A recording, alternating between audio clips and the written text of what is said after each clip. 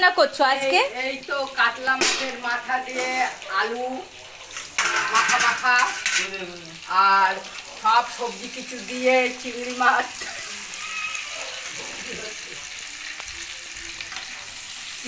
দিয়ে পুঁই শাক এই তো রান্না হচ্ছে। এটাই আর ভাত হয়ে গেছে। ভাত হয়ে গেছে।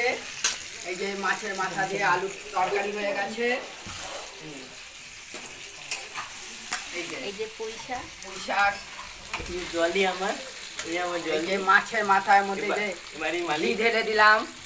হ্যাঁ, এই যে ঘি, গরম মশলা, আমার জলই কেটে সব জলি ফেমাস হতেছে পুরো জলই।